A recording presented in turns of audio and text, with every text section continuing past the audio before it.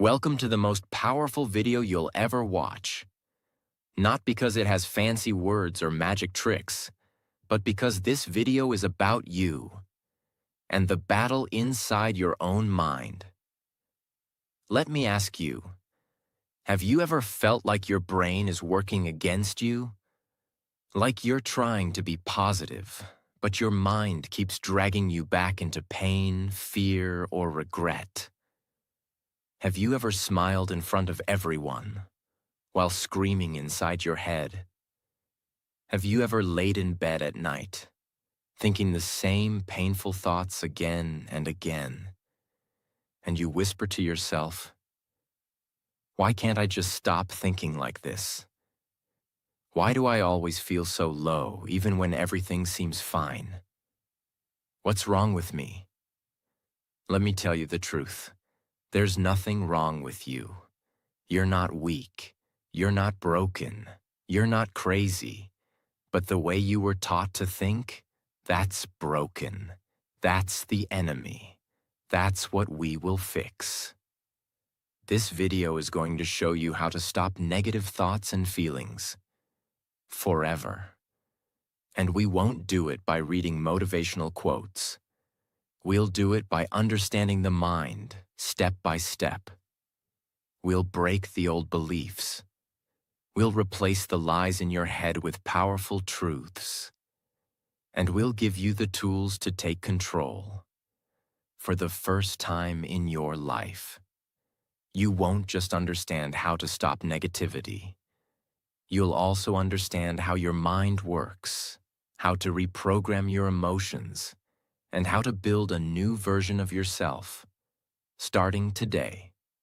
And yes, if you're learning English, this video will help you too, because everything is explained in simple, powerful English, using real examples and emotional storytelling. You'll not only grow stronger, you'll grow smarter in English too. So take a deep breath, because what you're about to hear might just be the thing your soul has been waiting for all your life. Stage 1. Understand where negative thoughts come from. Most people try to fight their negative thoughts. They say things like, "I just need to stop thinking. I should be stronger. I should be happy." But they're fighting the wrong battle. You see, negative thoughts are not random. They don't come from the outside world. They come from inside you, from a place called the subconscious mind. And here's the shocking truth. 95% of your thoughts, feelings, and behaviors are controlled by your subconscious mind. That means you are only truly conscious for 5% of your day. Let me explain. What is the subconscious mind? Your subconscious is like a recording machine. From the moment you were a child, it recorded everything. The way your parents talked to you, the way your teacher reacted when you made a mistake, the way people treated you when you failed, the fear in your mother's eyes when there was no money, the pain of being laughed at, ignored, or rejected. All of it was recorded, silently, without permission. And now, when you grow up, those recordings become your thoughts. So when you say, "I'm not good enough. I always mess things up. I'll never be successful. Nobody really loves me," that's not really you speaking. That's your subconscious replaying old memories. Example. Let me tell you about Daniel. He's 26, smart, kind, funny. But every time he starts something new, a job, a relationship, a project, he quits. Why? Because every time something goes wrong, a voice in his head says, "You're just a failure. Why even try? You'll embarrass yourself again. You're not made for this." And Daniel believes that voice. But here's what Daniel doesn't remember. When he was 9 years old, he got up in front of his class to present a school project. He was nervous. His voice was shaking. And when he accidentally read a word wrong, the whole class laughed. Even the teacher smiled. Daniel went home crying that day. He didn't tell anyone. But that moment became a permanent scar in his subconscious mind. That scar became a voice. And that voice became a belief. And that belief controlled his life. That's what negative thoughts are. They're old pain disguised as truth. So, what can you do? You don't fight negative thoughts like enemies. You observe them like detectives. Next time you think, "I'm not good enough," stop and ask, where did this thought come from? Who made me believe this? What is this memory connected to? Because once you understand the source, the thought starts to lose its power. Your first mission. Tonight, take 10 minutes. Sit quietly. And write this question at the top of a page. What are the 3 negative thoughts I think the most? And for each one, ask, where did this come from? Who taught me this? You'll be shocked at what you discover. You'll realize that most of your negative thinking didn't come from you. It came from someone else. And it's been living inside you rent-free. But not anymore.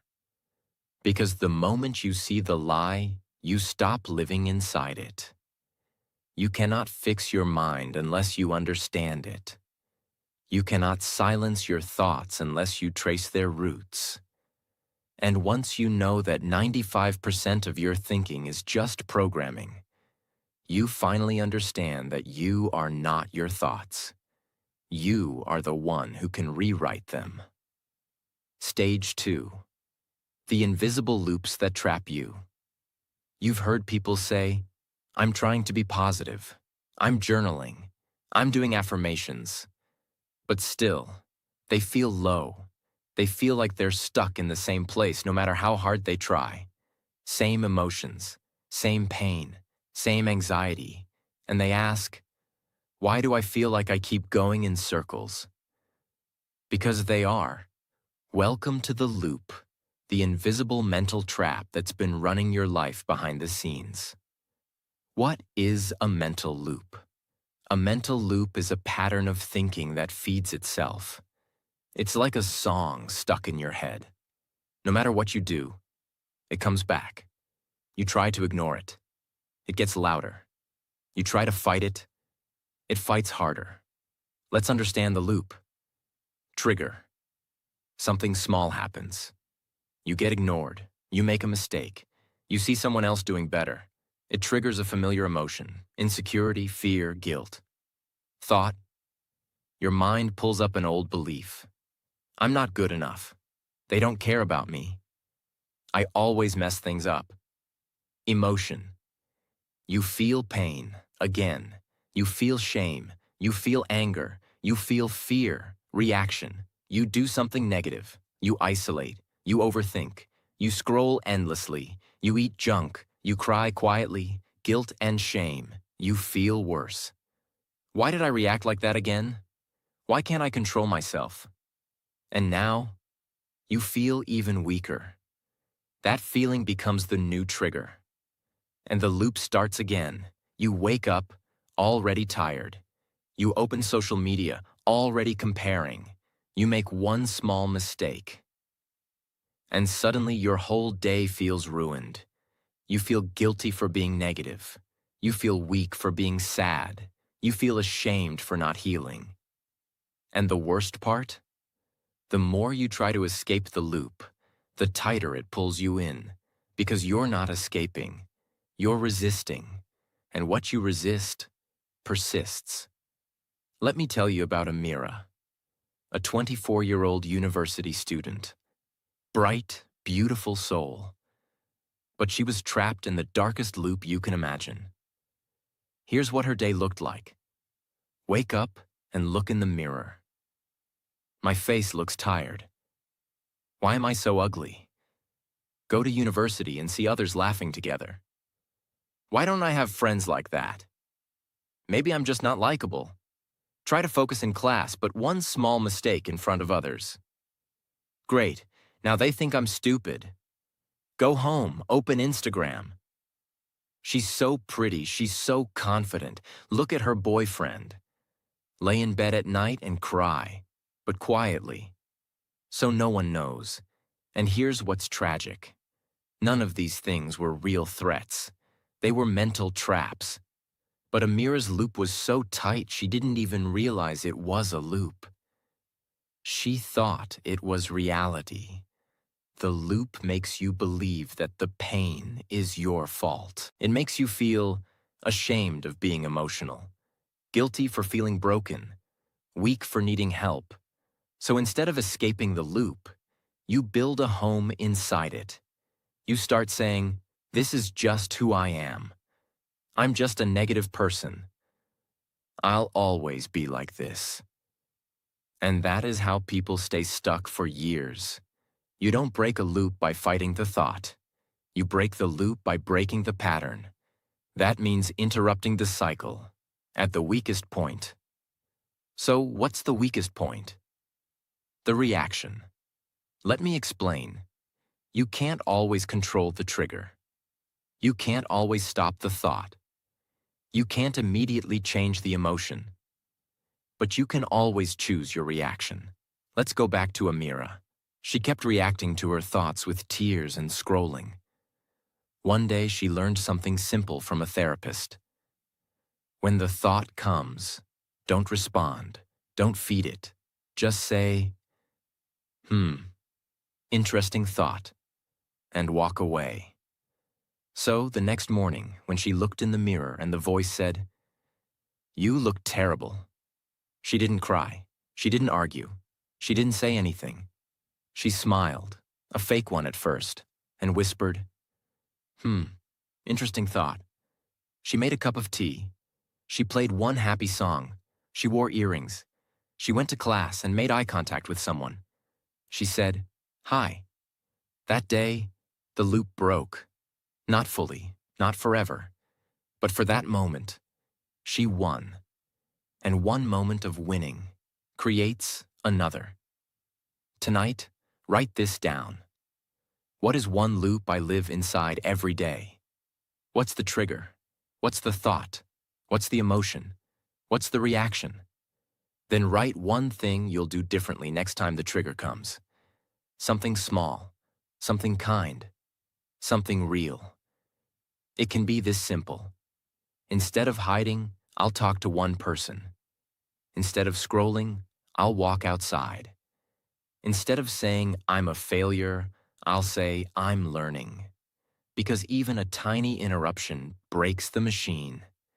You're not weak. You're not lazy. You're not doomed. You're just trapped in a pattern, a loop you didn't even realize existed. But now, you know. And knowing is power. Because when you can see the loop, you can step out of it. Stage 3. Stop feeding the enemy inside. Most people are trying to stop negative thoughts, while at the same time, they're feeding the very things that create them. It's like drinking poison every morning and wondering why you feel sick all day. Let me say this clearly. You cannot heal your mind if you keep feeding it junk. You cannot stop negativity if your lifestyle is designed to create it. This is the stage where we clean the soil, because no seed of happiness can grow in polluted ground. Let's break it down. Imagine your mind is a beautiful open garden. Whatever you plant there grows. Whatever you water becomes stronger. Whatever you allow in becomes part of your reality. So now ask yourself, what are you planting every morning? What are you watering with your thoughts and attention? What kind of mental garbage are you leaving in your garden? If all you feed your mind is fear-based news, toxic social media, fake perfection, drama videos, gossip reels, sad love songs, dark, depressive thoughts, then what do you expect your mind to produce? Joy? Peace? Motivation? Impossible. You're asking your mind to grow flowers in toxic soil. Let me show you a metaphor that will hit you hard.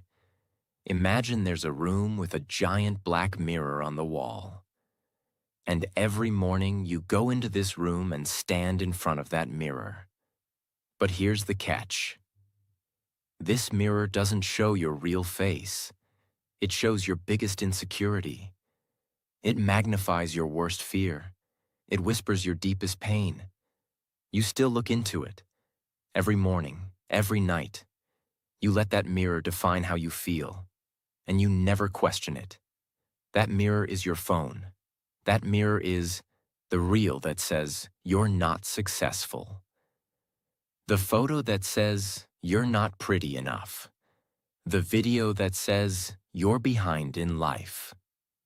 The comment section that says, you'll never make it. And the worst part? You chose to look into it. You chose to keep that mirror in your pocket, next to your pillow, inside your life. And you wonder why your mind feels broken. It's because you've been feeding the enemy inside. With your time, your energy, your attention. The three main ways people feed negativity without realizing. 1. Information overload, digital poison. You scroll for 2 hours and remember nothing. But your brain remembers everything. Even if you say, I'm just watching for fun. I don't take it seriously. Your subconscious is recording, her face is perfect, mine isn't. He's successful, I'm behind. That couple looks happy, I'm lonely. That guy bought a new car, I'm broke. You don't feel it instantly. But after 10 days of this, you feel tired, insecure, empty. Not because of your life, but because of what you consumed. 2. Toxic repetition. Songs, reels, drama. Music is powerful, but what are you repeating into your head? You broke my heart. I'm not good enough. Nobody loves me. I want to disappear. You hear these lyrics and say, it's just a song. But your brain doesn't understand just. It only understands what you feed it repeatedly. Repetition is programming. And most people are programming themselves to be depressed. On autoplay. 3. Mental diet. What you talk about daily. Your conversations shape your emotions. If every day you talk about what you hate, who betrayed you, why life is unfair, how everything's going wrong, then what are you feeding your brain? Negativity becomes your default language. Let me tell you a different kind of story. There was a glass of clear, pure water sitting on a table. It was peaceful, it was clean, it was balanced. One day, someone came and dropped one drop of black ink in it. The water changed a little, but still looked okay. Next day, another drop, then another, and another. Slowly, the water became darker. Not because it was evil, but because it was being fed poison, one drop at a time. This is your mind. Your mind is that glass of water. And the ink is the content you consume, the words you repeat, the people you surround yourself with, the notifications you wake up to, the videos you binge before sleeping. You didn't become negative overnight. You were being dripped with darkness, silently.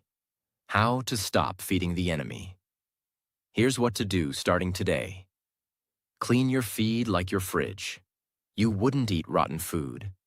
So why watch rotten content?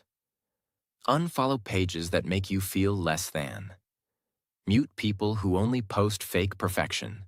Delete apps if needed. Your peace is more important than staying updated. Replace, don't resist. Don't just stop watching bad content. Replace it with something that builds you. Watch real growth stories. Listen to calming or healing audio. Read one page of a growth book. Listen to people who speak truth, not just noise. Morning and night detox. The first 30 minutes after waking and the last 30 minutes before sleep are when your mind is most programmable. Use that time wisely. Don't scroll. Don't open reels. Don't start your day with comparison or chaos. Instead, breathe. Write 3 things you're thankful for. Speak one powerful sentence to yourself. Today, I protect my mind. Your mission. Today, write this question. What 3 things am I feeding my mind that are hurting me? Be honest. Then ask, what will I feed my mind instead, starting now? Small changes. Big transformation. Your mind is not broken. It's just been badly fed. You are not the darkness. You are the light that's been buried under years of mental noise. So stop feeding the enemy inside and start feeding your inner peace, inner strength, inner voice. Because your thoughts are seeds, and what you plant today will grow tomorrow. Stage 4. Clean your mental room daily. Let me ask you something simple. You brush your teeth every morning, right? You take a shower, change your clothes, maybe clean your room or wash the dishes. Because if you don't, your body smells, your home gets dirty, and you feel uncomfortable. But when was the last time you cleaned your mind? Not your Instagram, not your bookshelf, not your to-do list. I'm talking about the inside of your head, the mental space where you actually live. Because here's the truth. You don't live in your house. You live in your mind, 24 hours a day. And if you don't clean that space daily, you will be living in a home that feels heavy, anxious, noisy, painful, confusing. Even if your outside life looks fine, inside you feel suffocated. So today, we clean, not once, not when we feel depressed, not when we break down, but every single day, like brushing your soul. Let me take you deep. Let's break a myth. Negative thoughts don't only come from trauma, they come from accumulation. Just like dust settles on your furniture even if you don't open windows, mental dust collects in your mind from life itself. A stressful conversation, a decision you're avoiding, a deadline you're afraid of, a future event you're overthinking, a compliment you didn't believe, a comment that felt wrong but you ignored it, a fear that entered your heart quietly, a judgment you made about yourself this morning. You didn't choose this, but it landed, and now it's in your space. So if you don't clean it, it piles up. Here's what happens when people don't clean their mental space. Stress builds up in layers, but you ignore it. You feel more irritated than usual. Little things make you angry. You become emotionally sensitive. One sentence can break you. You feel tired without reason, because your mind is overloaded. You stop enjoying things, because your joy has no space to live. You start avoiding life, because everything feels like too much. And slowly, without realizing, you stop being you. You stop laughing loudly. You stop dancing freely. You stop speaking confidently. You stop trusting your ideas. You stop dreaming. Not because you're weak, not because you're lazy, but because your mental room is full of unprocessed emotion. Imagine a small room with 100 open cardboard boxes. Each box contains something from your mind. One has a painful memory. One has your unfinished goals. One has your financial stress. One has a conversation you're avoiding. One has your fear of rejection. One has a thought you had at 3 a.m. One has your guilt. One has your secret self-doubt. Now imagine trying to sit and relax in that room. You can't. There's no space to breathe. This is what your mind becomes when you never pause to clean it. Here are 6 powerful, fresh, non-repetitive daily practices to clean your mental room. They require no app, no therapist, no external help. Only you, your intention, and your inner awareness. 1. The thought shelf method. Mentally put thoughts aside. When your mind is overwhelmed, you don't need to solve every problem immediately. You just need to make space. So imagine your mind as a shelf.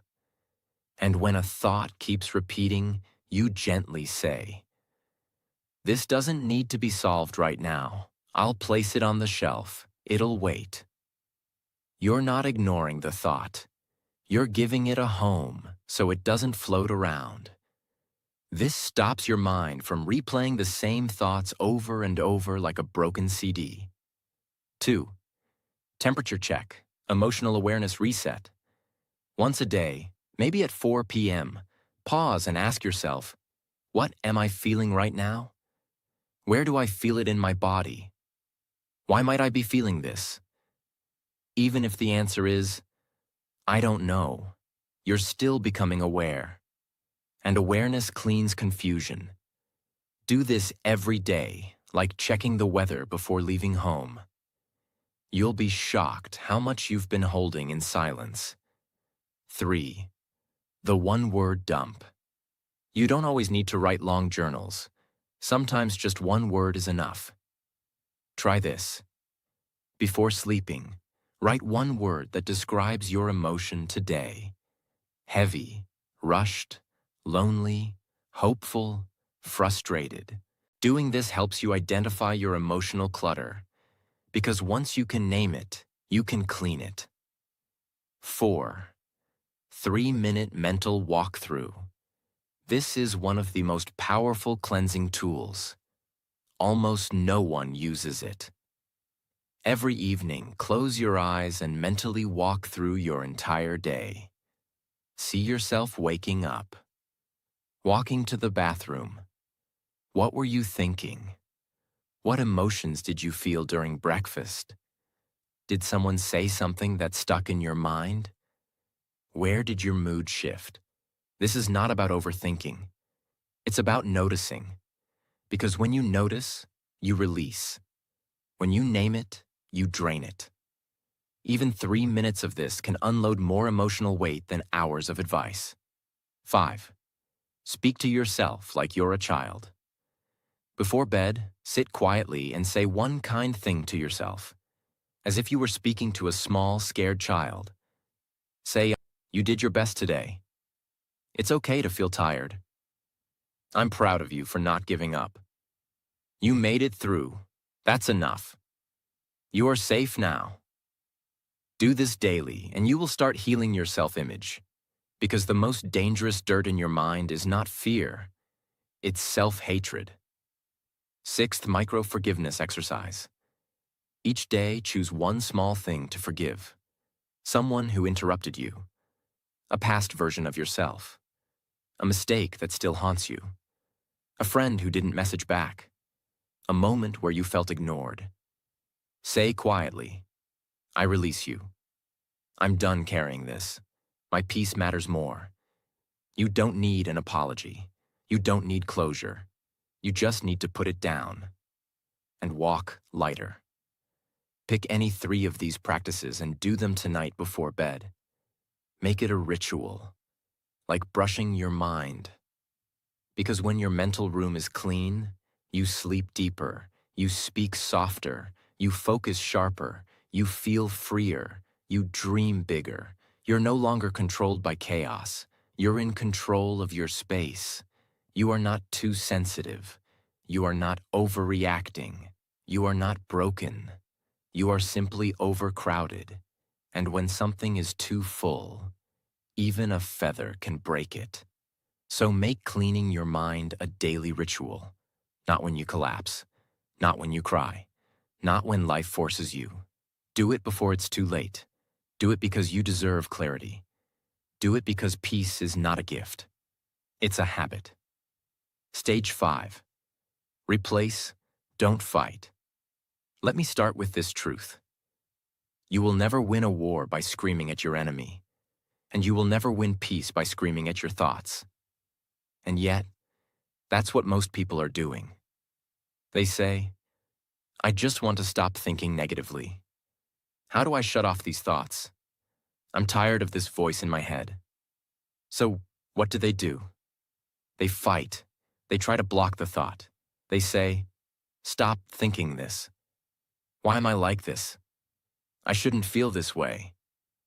But the more they fight, the stronger the thought becomes. Why? Because you can't fight a thought with force. You can only win by replacing it. Let me explain everything in the deepest way possible. Why fighting negative thoughts never works. The moment you say, I don't want to think about this thought, your brain focuses more on that thought, because the brain doesn't hear don't. It only hears the subject. If I say, don't think about a pink elephant, you'll instantly imagine it. If you say, don't feel anxious, your mind starts scanning for all the reasons you're anxious. So when you try to fight a thought with more thought, you create a mental storm. Every time you argue with a negative thought, you're giving it energy. You're saying, this thought matters, it deserves attention, it has power. And it grows. So what's the solution? Don't fight the thought. Replace it, redirect it, rewire it.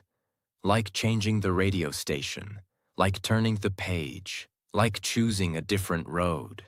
Let's explore how. Imagine there's a radio in your room, and it's playing a horrible, depressing song. Lyrics like, you're a failure, you'll never be loved, you're too late, you're not enough. The volume is loud, it's hurting your ears, it's affecting your mood. What do? Do you scream at the radio? Do you beg it to stop? Do you cry in front of it? No, that would be pointless. You either change the station, lower the volume, turn it off, play your own music louder. This is how replacement works. You don't beg your brain to stop, you give it a new direction. Thoughts are like habits, and the best way to break a habit is to replace it with another one. Here's the secret. You can't erase a thought. You can only overwrite it. Your brain works like a chalkboard. If you write something painful on it, the only way to remove it is by writing over it with something better. Negative thought replacing thought. I always mess things up. I learn faster because I've failed before. No one cares about me. Someone loves me even if I forget. I'll never be successful. I haven't reached it yet, but I will. I'm too sensitive. I feel deeply, and that's a strength. What if I fail? What if I succeed? You're not lying to yourself. You're redirecting the spotlight. And when you repeat the replacement often enough, it becomes the default voice in your head. Imagine a large white wall, perfectly painted, but right in the center there's a small black hole. Most people walk past the wall and never notice it. But one person stops and stares. They can't stop looking at the hole. They ignore the beauty of the wall. They start thinking, why is there a hole? Will it get bigger? Did I do something to cause it? I hate this hole. Soon that small black hole becomes their entire world. But the hole never changed. Their focus did. This is how negative thoughts work. They're tiny holes in a wall of beauty. But if you focus on them long enough, they become your entire reality. You don't need to fix the hole. You need to step back and see the whole wall. That's what replacing thoughts does. It pulls you away from the hole and shows you the bigger picture again. These methods are not affirmations. They are replacement tools backed by real brain science and habit rewiring. The reversal technique. Flip the fear. When a scary or painful thought comes, ask, What's the opposite truth that could also be real? Example, I'll probably fail this interview. I might surprise myself and do better than I expect. You're not lying. You're giving your brain a new option to consider. That creates hope, and hope reduces fear. The so what method. Cut the drama. Many negative thoughts are dramatic. What if I say something wrong? What if I lose this chance? Instead of feeding the panic, say, so what if I do? Would I still be alive? Could I still grow? Would I still matter? This reduces the emotional weight and makes space for logic. The upgrade method, version 2.0 thinking. When a negative thought appears, imagine you're updating your brain's software. You're not deleting anything, just installing a better version. Original, I can't do this. Update, I'm figuring it out. Original, I'm not ready. Update, I'm becoming more ready every day. This makes your brain feel safe while moving forward. Write down the 3 most common negative thoughts you've had this week. Then write down one powerful replacement for each one. Put them on a sticky note. Say them every morning. And repeat them anytime the old thoughts try to come back. Because your brain believes what it hears often. Train it. Don't fight it. You were not born to live with a storm inside your head. But you cannot stop that storm by screaming at it. You can only change the weather by changing the forecast. That means replacing fear with possibility, replacing shame with growth, replacing doubt with progress. Because your mind is not broken. It's just been playing the same tape for too long. And now, it's time to change the music. Stage 6. Talk to yourself like someone you love. Let's begin with a painful question. If someone else talked to you the way you talk to yourself, would you still be friends with them? Think about it. What kind of words do you say to yourself when you fail, you make a mistake, you forget something, you feel tired, you cry, you get rejected? You don't say, it's okay, you're human, you'll try again. No, you say, you're so stupid. Why do you always mess things up? Nobody cares. You're such a burden. I hate myself sometimes. I'll never get it right. And the tragedy is, if someone else said that to you, even once, you'd probably walk away. But you say it to yourself. Every day. And you can't walk away from your own mind. So what happens? You live inside a house where you're constantly verbally abused by your own voice. Most people have an inner critic. But for some, it becomes an inner bully. That voice does not guide. It attacks. It says, you're always behind. You're not as good as them. You're weak. You're ugly. You're lazy. You deserve to be alone. Now imagine this scenario. A 7-year-old child comes to you. They say, I made a mistake today. I feel bad about myself. I think I'm not good enough. Would you scream at them? Would you say, you're an idiot. You'll never be anything. Nobody likes you. Of course not. You would hug them. You would look into their eyes and say, it's okay. We all make mistakes. You are still worthy. Let's try again tomorrow. So why don't you talk to yourself that way? Because somewhere along the way, you learn to treat yourself with cruelty instead of compassion. And that must change. Today. Imagine your mind is a garden, and your self-talk is the gardener. Every word you say to yourself is either planting a flower, pouring water, or cutting the roots. If the gardener keeps saying, this plant is useless, it's never going to grow. I hate this plant. Why are you so slow? then even the most beautiful flower will wither. But if the gardener says, "You're growing slowly, but you're growing," it's okay if today was tough. You don't have to bloom every day. I believe in you. Then even the weakest plant finds the courage to stand tall again. Your self-talk is the water, the sunlight, the air of your inner world. And how you speak to yourself decides whether you wither or rise. Let's be clear. Negative self-talk is not harmless. It creates real damage.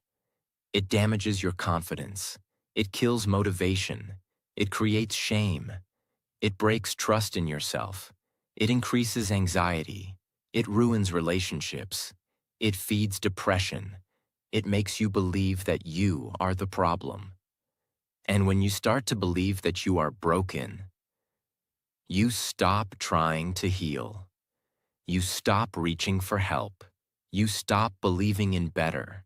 Not because better doesn't exist, but because your inner voice has convinced you that you don't deserve it. What if every time you made a mistake, instead of saying, "I'm so stupid," you said, "I made a mistake and I'm learning"? What if when you were tired, instead of saying, "I'm lazy," you said, "I've done so much. I need rest, not guilt"?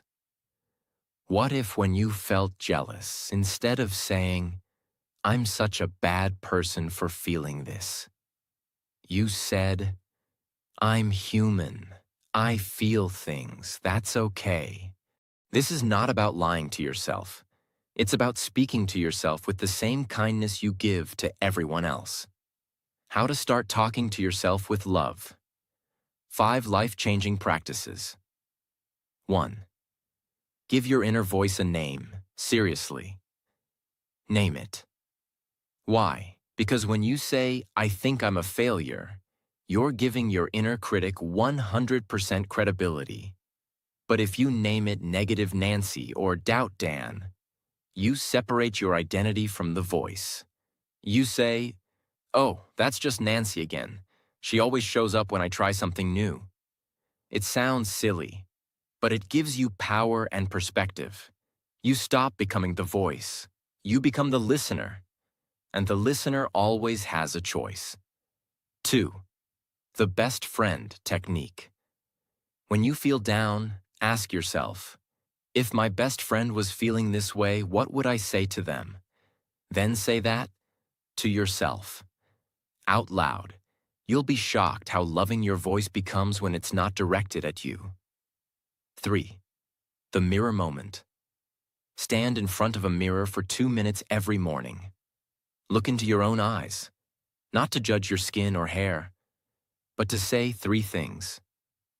I'm trying. I'm still here. I forgive you. Do this every day, not for motivation, but for healing. Because your own reflection has been waiting years to hear those words from you. 4. Rewrite the sentence. Take any cruel sentence you say often and rewrite it. For example, cruel thought, loving rewrite. You're a burden. Your feelings matter too. You're so dramatic. You're allowed to feel deeply. You're always messing up. You're learning like everyone else. Nobody wants you. You're still learning how to love and be loved. You're weak. You're carrying so much and still going. Print it, post it, say it. Your inner child is still listening. 5. Forgive yourself daily. Yes, daily. Not once a year. Not once when you make a big mistake. Every single day, before you sleep, whatever I did wrong today, I forgive myself. Whatever I said, forgot, overreacted to, I'm still learning. I will not carry this shame into tomorrow. Because guilt does not make you grow. Grace does. Sit alone. Quiet. Just you. Put your hand on your heart and say this softly. I'm sorry I've been so cruel to you. You didn't deserve that voice. From today, I will talk to you like someone I love. Let the tears fall if they come. You're not weak. You're reconnecting. You don't need to be perfect. You don't need to be fearless. You don't need to have it all together. But you need to start being kind to yourself. Because the world is already full of people ready to judge you, criticize you, and misunderstand you. Don't join them. Be the one voice in your life that says, you are still worthy, even now, especially now. Stage 7. Cut off the hidden triggers. Triggers aren't always loud. They're not always dramatic. They don't always knock and say, hey, I'm here to ruin your peace. Sometimes they're soft. Sometimes they feel like comfort, but they pull you back into the old version of you, the version who was scared, the version who doubted, the version who lived in fear. Imagine you live in a room with a very soft ticking clock. Tick, tick, tick. You get used to the sound. You don't notice it anymore. But the ticking is always there. It's just background noise. Now one day you finally remove that clock. You sit in silence. And for the first time you realize, oh my God, I've been living with that noise for years. This is exactly what emotional triggers are like. You don't notice them anymore, but they're there, ticking in the background of your life.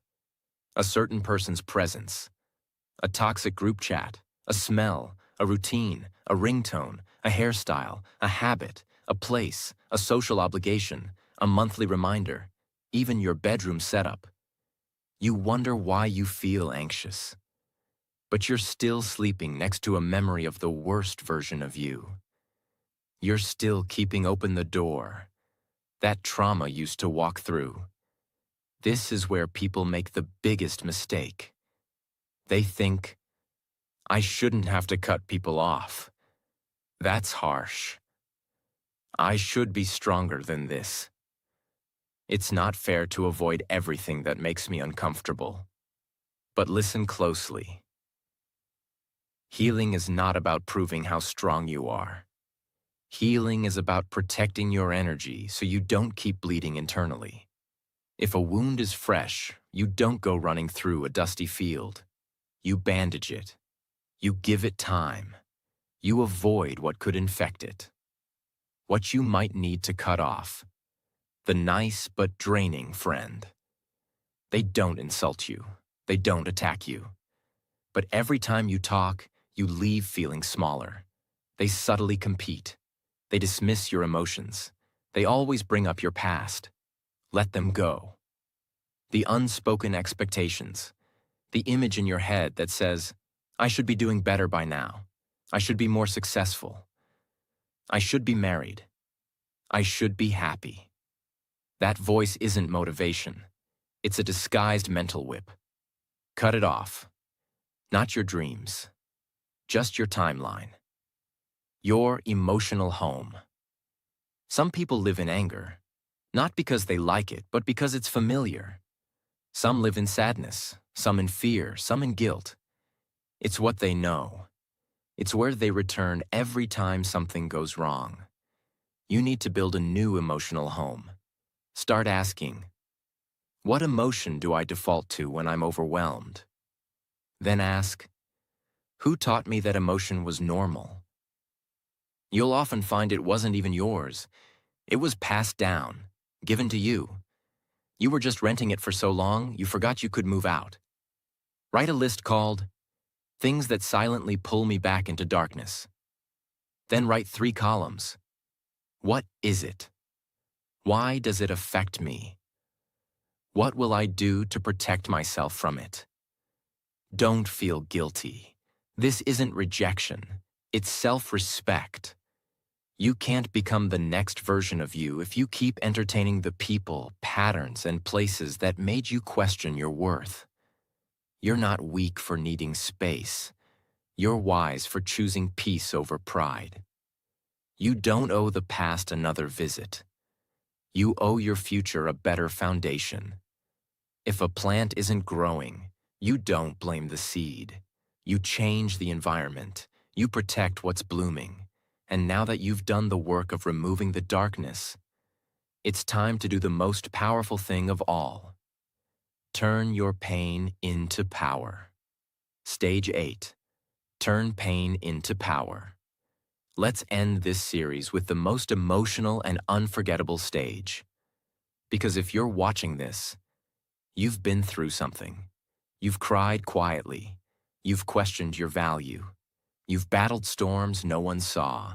You've tried to be strong for everyone else, even when you were breaking inside. But now, it's time to take everything you've survived and use it. You've been told, let it go. Move on. Forget about it. Don't think about the past. But healing doesn't mean forgetting. Healing means finding meaning inside what broke you. It means saying, that hurt me, but I'm still standing. And I will build something powerful from this. Pain doesn't have to be the villain of your story. Pain can become the starting point of your transformation. There's a beautiful Japanese art called kintsugi. When a ceramic bowl breaks, they don't throw it away. They don't try to hide the cracks. Instead, they repair it using gold. Yes, real gold. They fill the cracks with golden lacquer. So now, the bowl is more valuable, more beautiful, and stronger because it was broken. Your pain is the gold. Every tear you've cried, every lonely night, every betrayal, every fear, every fall. If you let it, that pain can become your wisdom, your strength, your story, your mission. How to turn pain into power. 4 life-altering shifts. 1. Don't ask, why me? Ask what now? You may never get the full answer to why life hurt you the way it did, but you always have the choice to ask, now that I've been through this, who do I want to become? Pain becomes power when you stop looking for revenge and start looking for rebirth. 2. Transform the emotion into expression. Every emotion is energy, and energy can't be destroyed, but it can be redirected. Turn anxiety into art, loneliness into leadership, anger into boundaries, sadness into storytelling, fear into fuel. The world doesn't need more perfect people. The world needs people who say, here's my scar, and here's what I did with it. 3. Use your pain to help one other person. If you feel stuck, lost, confused, go help one person who's feeling what you once felt. You don't need a degree. You don't need a platform. You don't need a solution. You just need to say, I've been there too, and I see you. That moment of connection, that's healing, for you and for them. Pain multiplies in silence, but it dissolves in shared humanity. 4. Build your identity around your survival, not your suffering. Stop saying, I was broken. Start saying, I'm rebuilding. Don't say, they ruined me. Say, I rebuilt myself. Because if pain is a fire, you are the gold that survived the flame. You didn't come this far to just feel better. You came this far to transform. This is not just a video about how to stop negative thoughts. This is a reintroduction to your power. Everything you've been through has been shaping you, not to destroy you, but to prepare you. So here's your final message. You are not your pain. You are not your past. You are not your thoughts. You are the power that rises in the middle of all three and chooses to become something greater. This is your story now, your chapter, your healing, your time. So now you've reached the end. Not the end of the video, but the end of a version of you that didn't know better. The version of you that thought, maybe I'll never heal. Maybe I'll never be free.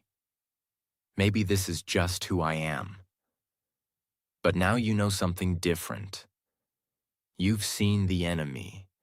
You've studied the patterns. You've cleaned the pain. You've changed the voice inside. You've built strength. You've protected your energy. And you've taken the hardest thing in your life and started turning it into your power. That is not a small thing. That is transformation. That is courage. That is a new life beginning. Right now. And if nobody told you this today, let me say it clearly. I am proud of you. Not because you're perfect, but because you showed up, broken, scared, tired, unsure, and still tried, still listened, still stayed till the end. That means you're ready. Your thoughts do not control you. You control what thoughts are allowed to stay.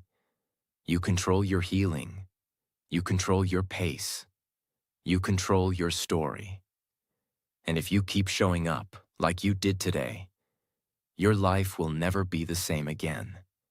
Because small steps, repeated with love and honesty, become powerful lives. You are already on the way. If this video touched your heart, if it made you feel seen, understood, stronger, then I invite you to do one simple thing. Subscribe, so you can keep learning, keep growing, and keep healing. Because this channel is not just about videos, it's about transformation. It's about turning English learning into emotional strength, and turning emotional strength into a better life. We speak slowly, clearly, deeply. So even if you're still learning English, you'll never feel lost here. Here, you'll be understood. So subscribe, turn on the bell, and join this journey. You belong here. And this is just the beginning. Thank you for watching. Thank you for staying. Thank you for fighting. I believe in you. Now go and become the person you were always meant to be.